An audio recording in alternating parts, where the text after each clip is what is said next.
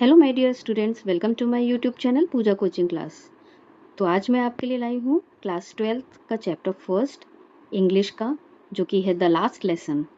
Okay, so let's start this first chapter. I started for school very let that morning and was in great dread of scolding, especially because M. Hamel had said that he would question us on participles, and I didn't know the first word about them. For a moment, I thought of running away and spending the day out of doors. It was so warm, so bright. The birds were chirping at the edge of the woods, and in the open field back of the sawmill, the Prussian soldiers were drilling. It was all much more tempting than the rule for participles. But I had the strength to resist and hurried off to school.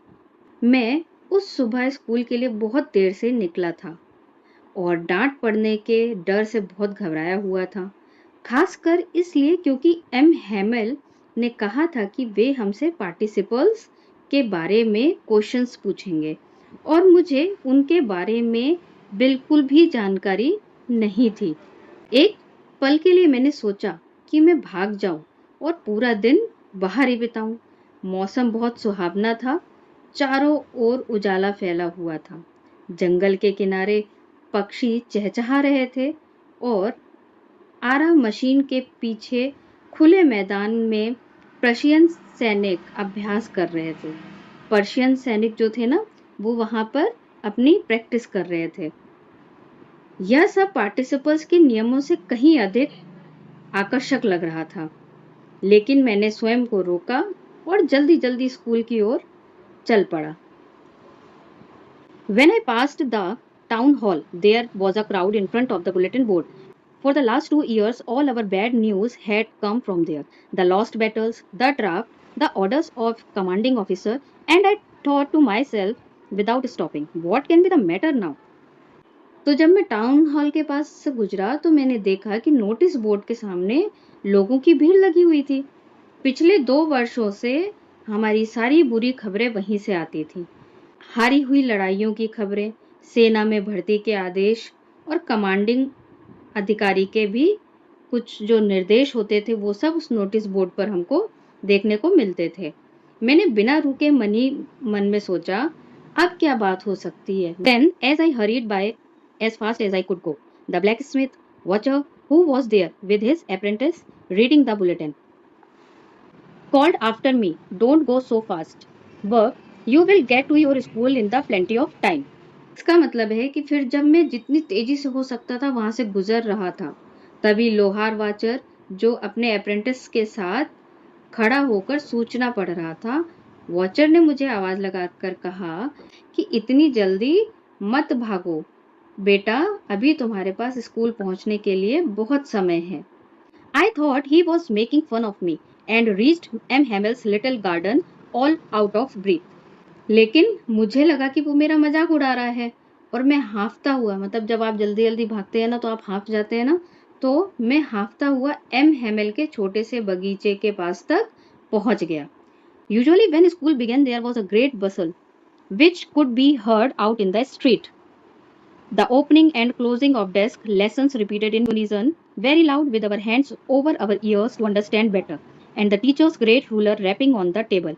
But now it was all so still I had counted on the commotion to get to my desk without being seen. But of course, that day everything had to be as quiet as Sunday morning. Through the window, I saw my classmates already in their places, and M. Hamel walking up and down with his terrible iron ruler under his arm. I had to open the door and go in before everybody. You can imagine how I blushed and how frightened I was. इस paragraph का means है बेटा, आमतौर पे क्या होता है कि जब मैं स्कूल शुरू होता था तब वहां बहुत शोरगुल होता था, उसकी आवाज सड़क तक सुनाई देती थी। डेस्क खुलने बंद होने की आवाज, बच्चों के द्वारा लेसन को एक साथ जोर जोर से पढ़ना और टीचर्स का अपनी रूलर को मेज पे थपथपाना, ये सब आम बात थी। लेकिन उस दिन सब कुछ बिल्कुल शांत था। मैंने सोचा था इस शोर शराबे का फायदा उठाकर बिना किसी की नजर में आए अपनी सीट पर चुपचाप पहुंच जाऊंगा, लेकिन उस दिन सब कुछ संडे के जैसे शांत दिख रहा था। उसने खिड़की से देखा कि मेरे सभी फ्रेंड्स अपनी अपनी जगह पर बैठे हुए थे। एम हेमल अपनी बड़ी लोहे की रूलर बगल में दबाए क्लास में टहल रहे थे। मुझे दरवाजा खोलकर सबके सामने अंदर जाना पड़ा। तुम सोच सकते हो कि मैं कितना शर्मिंदा और डरा हुआ था। एम हेमल ने मुझे देखा और बहुत प्यार से कहा, जल्दी ही अपनी जगह पर बैठ जाओ छोटे फ्रांच, हम तुम्हारे बिना ही पाठ शुरू करने वाले थे। I jumped over the bench and sat down at my desk. Not till then, when I had got a little over my fright, did I see that our teacher had on his beautiful green coat, his frilled shirt, and the little black silk cap all embroidered that he never wore except on inspection and prize days. मैं जल्दी से bench पार करके अपनी seat पर बैठ गया। जब मेरा डर थोड़ा कम हुआ तब मैंने देखा कि हमारे जो टीचर थे उन्होंने अपना सुंदर हरा कोट, फ्रिल वाली शर्ट और काली रेशमी कढ़ाईदार टोपी पहनी हुई थी। वे ये कपड़े केवल उस दिन ही पहनते थे जिस दिन कोई बड़ा इंस्पेक्शन होता था या फिर प्राइज डे होता था। Besides, the whole school seemed so strange and solemn, but the thing that surprised me most was to see on the back benches that were always empty. The village people sitting quietly like ourselves. Old Hauser with his three-cornered hat, the former mayor, the former postmaster, and several others besides. Everybody looked sad, and Hauser had brought an old primer thumbed at the edges, and he held it open on his knees with his great spectacles lying across the pages. इसके अलावा उस दिन school का माहौल कुछ अजीब और गंभीर लग रहा था, लेकिन मुझे सबसे ज़्यादा अधिक आश्चर्य इस बात का था कि जो पीछे की बेंच थी वो हमेशा खाली रहा करती थी। गांव के लोग चुपचाप बैठे हुए थे। वहां बूढ़े हाउजर अपनी 3 कोनों वाली टोपी पहने बैठे थे। उनके साथ गांव के पूर्व मेयर, पूर्व डाकपाल और कई अन्य लोग भी बैठे हुए थे और सभी के चेहरे उदास थे। हाउजर अपने साथ एक पुरानी किताब लाए थे जिसके किनारे घिस चुके थे। उन्होंने उसे अपने घुटनों पर खोल रखा था और उनका बड़ा चश्मा किताब के पन्नों पर रखा हुआ था। While I was wondering about it all, M. Hamel mounted his chair and in the same grave and gentle tone which he had used to me, said, "My children, this is the last lesson I shall give you. The order has come from Berlin to teach only German in the schools of Alsace and Lorraine. The new master comes tomorrow. This is your last French lesson. I want you to be very attentive." जब मैं यह सब देखकर हैरान हो रहा था तभी एम हेमल अपनी कुर्सी पर बैठे और थोड़ा सा गंभीर और शांत आवाज में बोले, मेरे बच्चों, आज मैं तुम्हें अपना आखिरी पाठ पढ़ाने जा रहा हूँ। बर्लिन से आदेश आया है कि अल्सास और लॉरेन के स्कूलों में केवल जर्मन भाषा ही पढ़ाई जाएगी। नया शिक्षक कल से आएगा और आज तुम्हारा फ्रेंच भाषा का आखिरी लेसन है, इसलिए मैं चाहता हूँ कि तुम पूरा ध्यान लगाकर आज की पढ़ाई करो। What a thunderclap these words were to me. उनके ये शब्द मेरे लिए बिजली के गिरने जैसे थे। Oh, the wretches that was what they had put up at the town hall. अरे ये तो यही खबर थी जो टाउन हॉल के सूचना पट यानी कि नोटिस बोर्ड पर लगी हुई थी। और मैं सोचने लगा, My last French lesson? Why? I hardly knew how to write. I should never learn any more. I must stop there then. Oh, how sorry I was for not learning my lesson. For seeking words X or going sliding on the SAR. My books that had seemed much a nonsense a while ago, so heavy to carry, my grammar and my history of the sense, were old friends now that I couldn't give up, and M. Hamel too. The idea that he was going away, that I should never see him again, made me forget all about his ruler and how cranky he was.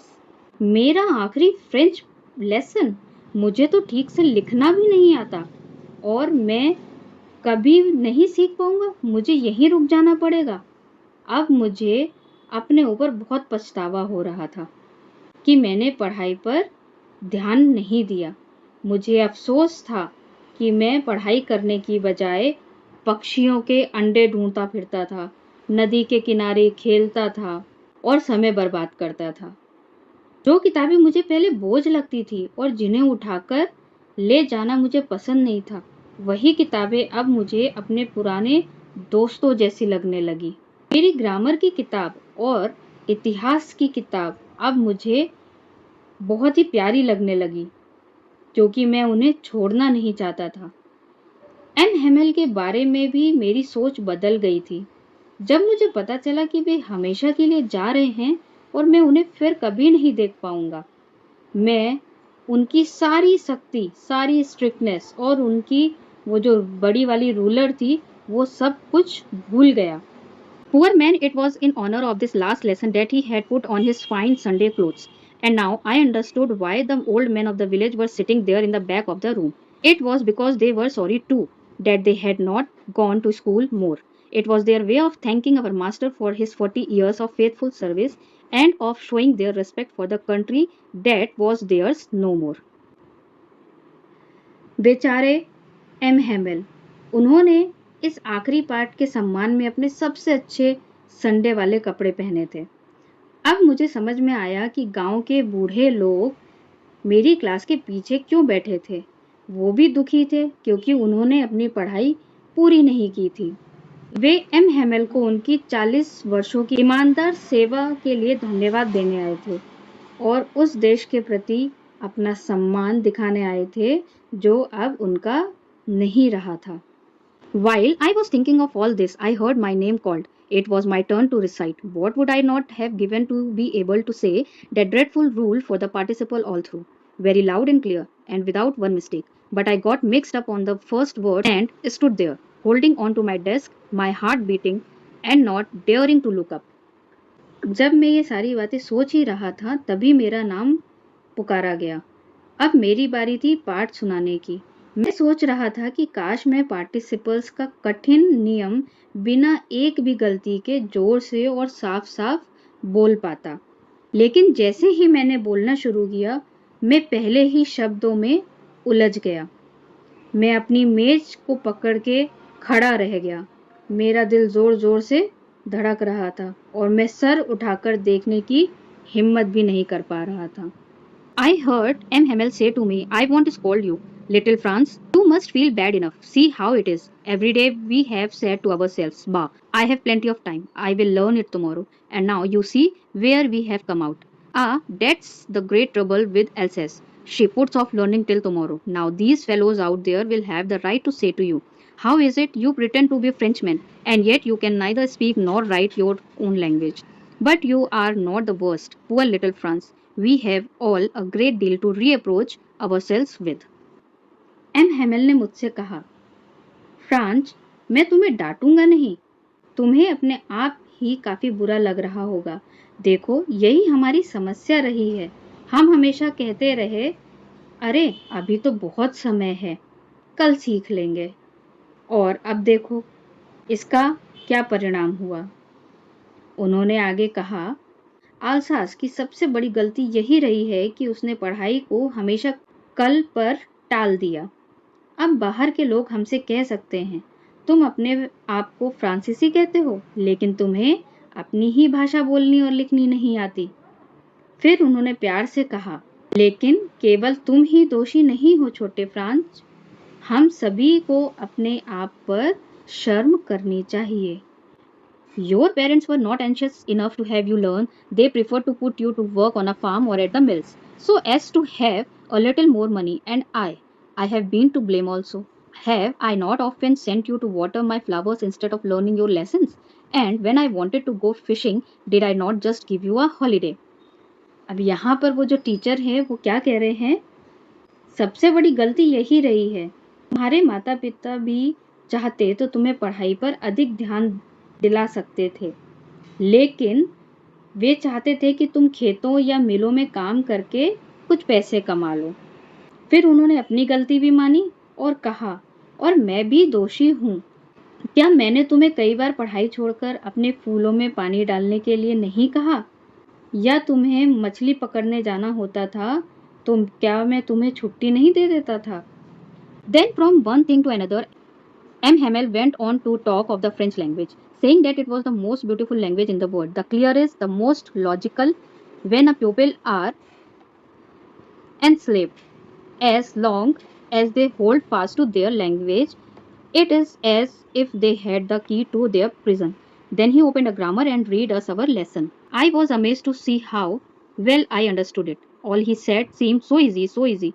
I think too that I had never listened so carefully and that he had never explained everything with so much patience. It seemed almost as if the poor man wanted to give us all the new before going away and to put it all into our heads at one stroke.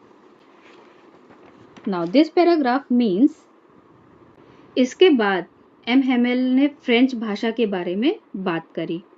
उन्होंने कहा French दुनिया की सबसे सुंदर भाषा है, हमें इसे संभाल कर रखना चाहिए और हमें इस भाषा को कभी नहीं भूलना चाहिए। जब किसी देश के लोग गुलाम बना लिए जाते हैं तब उनकी भाषा ही उनकी आज़ादी की चाबी बन जाती है। जब तक वे अपनी भाषा को नहीं छोड़ते तब तक उनके पास आज़ाद होने की उम्मीद बनी रहती है। मतलब जब कोई देश गुलाम बना लिया जाता है ना, तो उनकी जो लैंग्वेज होती है वही उनकी आज़ादी की एक सक्सेस ऑफ की बन जाती है ना। और जब तक वो अपनी भाषा को नहीं छोड़ते तब तक उनके पास आज़ाद होने की उम्मीद बनी रहती है। फिर उन्होंने ग्रामर की किताब खोली और हमें लेसन पढ़ाना शुरू किया। मुझे आश्चर्य हुआ, मैं सब कुछ इतनी अच्छी तरह समझ पा रहा हूँ। जो कुछ भी एम हेमेल समझा रहे थे वह मुझे बहुत आसान लग रहा था। मुझे ऐसा लगा कि शायद मैंने पहले कभी इतनी ध्यान से उनकी बात नहीं सुनी थी और शायद उन्होंने पहले कभी इतनी लगन और प्यार से नहीं पढ़ाया था। मुझे ऐसा लग रहा था जैसे बेचारे एम हेमेल जाने से पहले अपना सारा ज्ञान हमें दे देना चाहते हों और एक ही दिन में सब कुछ हमारे दिमाग में बसा देना चाहते हों। वे बहुत पेशेंसली और लविंगली हमको प्यार से पढ़ा रहे थे, मतलब वो बहुत ही धैर्य से हमको पढ़ा रहे थे। After the grammar, we had a lesson in writing. That day, M. Hamel had new copies for us, written in a beautiful round hand, France, Alsace, France, Alsace. They looked like little flags floating everywhere in the schoolroom, hung from the rod at the top of our desk. जब grammar के बाद हमारी writing की class हुई, उस दिन M Hemal हमारे लिए नई कॉपियां लेके आए थे और उन पर सुंदर अक्षरों में लिखा था फ्रांस एल्सेस। और वो कॉपियां ऐसी लग रही थी जैसे मानो छोटे छोटे झंडे पूरी क्लास में लहरा रहे हों। You ought to have seen how everyone set to work and how quiet it was. The only sound was the scratching of the pens over the paper. Once some beetles flew in, but nobody paid any attention to them, not even the littlest ones, who worked right on tracing their fish hooks, as if that was French too. On the roof, the pigeons cooed very low, and I thought to myself, will they make them sing in German, even the pigeons? तुम्हें देखना चाहिए था कि उस दिन सभी बच्चे कितनी लगन से काम कर रहे थे और पूरी क्लास कितनी शांत थी। केवल कागज पर चलती हुई पेन की आवाज सुनाई दे रही थी। एक बार कुछ बेटल्स उड़ते हुए अंदर आ गए, लेकिन किसी ने उनकी ओर ध्यान नहीं दिया। यहाँ तक कि छोटे बच्चे भी अपने काम में पूरी तरह लगे हुए थे। छत पर बैठे कबूतर धीरे धीरे कुछ बोल रहे थे, जैसे कबूतर बोलते हैं ना, गुटरगू करते हैं ना, बोलते हैं कि हाँ कबूतर गुटरगू कर रहे हैं ऐसा। तो वो जो कबूतर थे ना छत पर बैठकर गुटरगू कर रहे थे। उन्हें सुनकर मैंने मन ही मन में सोचा, क्या अब ये लोग कबूतरों को भी जर्मन भाषा में गाना सिखा देंगे? Whenever I looked up from my writing, I saw M. Hamel sitting motionless in his chair and gazing first at one thing, then at another, as if he wanted to fix in his mind just how everything looked in that little schoolroom. Fancy, for 40 years he had been there in the same place, with his garden outside the window and his class in front of him, just like that. Only the desks and benches had been worn smooth. The walnut trees in the garden were taller, and the hop vine that he had planted himself twined about the windows to the roof. How it must have broken his heart to leave it all. Poor man, to hear his sister moving about in the room above, packing their trunks, for they must leave the country next day. जब जब मैं लिखने के बाद sir उठाता तो M Hemal अपनी कुर्सी पर चुपचाप बैठे हुए दिखाई देते। वे कभी एक चीज को देखते, कभी दूसरी चीज को, जैसे वे छोटे से स्कूल की हर चीज को अपनी यादों में हमेशा के लिए समेट लेना चाहते हों और अपने मन में बसा लेना चाहते हों। सोचो, वो पूरे 40 साल तक उसी स्कूल में पढ़ा रहे थे। उनकी क्लास, उनके सामने रखी बेंच और खिड़की के बाहर उनका बगीचा, सब कुछ वर्षों से वैसा ही था। बस अब पेड़ पहले से बड़े हो गए थे और उनकी लगाई हुई जो बेलें थी वो खिड़कियों से होते हुए छत तक पहुंच गई थी। जो उन्होंने पेड़ पौधे लगाए थे ना, वो उसकी जो बेल रहती है ना पौधों की, वो खिड़कियों से होते हुए छत तक पहुंच गई थी। मुझे लगा कि इस जगह को छोड़ना उनके लिए कितना दुखद होगा। ऊपर वाले कमरे में उनकी बहन सामान बांध रही थी, क्योंकि अगले ही दिन उनको यह देश छोड़कर जाना था। But he had the courage to hear every lesson to the very last. After the writing, we had a lesson in history, and then the babies chanted their ba, be, be, bo, boo. Down there at the back of the room, old Hauser had put on his spectacles and, holding his primer in both hands, spelled the letters with them. You could see that he too was crying. His voice trembled with emotion, and it was so funny to hear him that we all wanted to laugh and cry. Ah, how well I remember it, the last lesson. फिर भी M Hamel ने हिम्मत नहीं हारी। उन्होंने आखिरी पल तक हर लेसन को पढ़ाया। लिखने के बाद हिस्ट्री की क्लास हुई। फिर छोटे बच्चे मिलकर जोर जोर से बोल रहे थे, बा, बे, बी, बो, बू। कक्षा क्लास के पीछे बैठे बूढ़े हाउजर ने भी अपना चश्मा पहन लिया था। जो क्लास के पीछे जो लोग आके बैठे थे ना गांव से, तो जो एक बूढ़े हाउजर थे, उन्होंने अपना चश्मा पहन लिया था और अपनी किताब को बच्चों के साथ पढ़ने की कोशिश कर रहे थे।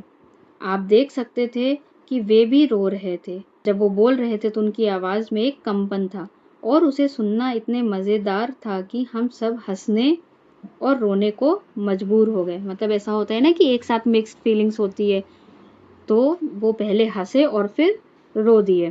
मुझे वह आखिरी लेसन बहुत अच्छे से याद है। All at once the church clock struck 12. Then the Angelus at the same moment, the trumpets of the Prussians returning from drill sounded under our windows. M. Hamel stood up, very pale in his chair. I never saw him look so tall. My friend said I, but something choked him. He could not go on. Then he turned to the blackboard, took a piece of chalk, and bearing on with all his might, he wrote as large as he could, "We will laugh, friends." Then he stopped and leaned his head against the wall, and without a word he made a gesture to us with his hand. "School is dismissed. You may go." अचानक church की घड़ी में 12 बज गए। फिर प्रार्थना हुई। घड़ी में जब 12 बजा ना, तब वहां पर प्रेयर स्टार्ट हो गई थी और उसी समय जो प्रशियन सोल्जर्स थे ना, वह अपनी प्रैक्टिस करके वहां से लौट रहे थे और उनकी जो वो साउंड थी वो हमें खिड़की से नीचे सुनाई दे रही थी। एम हेमेल अपनी कुर्सी से उठकर खड़े हो गए। उनका चेहरा थोड़ा सा पीला पड़ गया था और मैंने उन्हें इतना लंबा पहले कभी नहीं देखा था। मेरे दोस्तों, उन्होंने कहा, मैं वह आगे नहीं बोल सके। स्टूडेंट्स, जब हम कभी इमोशन में आ जाते हैं ना, तो ऐसा होता है ना कि गला हमारा रुंध जाता है, जैसे रोने जैसे होते हैं, तो हम कुछ बोल नहीं पाते। वही चीज उनके साथ भी हो रही थी। फिर उन्होंने ब्लैक बोर्ड की ओर देखा, एक चौक उठाई और अपनी पूरी ताकत से जितना बड़ा वो लिख सकते थे उतना बड़ा उन्होंने लिखा, दीर्घ आयु हो फ्रांस। और फिर वह वहीं रुक गए और अपना सिर दीवार से टिकाकर और बिना कुछ कहे उन्होंने हाथ से हमारी ओर इशारा किया। स्कूल की छुट्टी हो गई, आप जा सकते हैं। बच्चों, moral of the story is this कि हमें अपनी मातृभाषा और संस्कृति का सम्मान करना चाहिए, समय का महत्व समझना चाहिए और पढ़ाई को भी कभी कल पर नहीं टालना चाहिए। किसी चीज़ की असली कीमत अक्सर हमें तभी समझ आती है स्टूडेंट्स, जब उसे खोने का समय आ जाता है। नॉलेज और लैंग्वेज किसी भी समाज की पहचान और स्वतंत्रता की सबसे बड़ी शक्ति होती है। अगर मैं आपसे पूछूं कि आपको इस स्टोरी से क्या मॉरल मिला है, तो आप मुझे कमेंट सेक्शन में ज़रूर बताइएगा। और मैं आपको वन लाइन में इस चैप्टर का अगर मॉरल बताऊं, तो इस चैप्टर का मॉरल यही है कि जो मौका हमें आज मिला है ना, द लास्ट लेसन का मीनिंग यही है कि जो मौका हमें आज मिला है, हमें उसकी वैल्यू करनी चाहिए, क्योंकि खो जाने के बाद उसका जो महत्व है, जो इम्पोर्टेंस है, वो हमें कभी समझ नहीं आता है। तो फिर स्टूडेंट्स, अगर आपको ये चैप्टर अच्छे से समझ में आया है तो आप मुझे बताइएगा, और अगर कुछ डाउट है तो भी आप मुझे बताइएगा। तो स्टूडेंट्स, मिलते हैं नेक्स्ट चैप्टर के साथ। तब तक के लिए बाय बाय। और हाँ, चैनल को लाइक और सब्सक्राइब ज़रूर करना।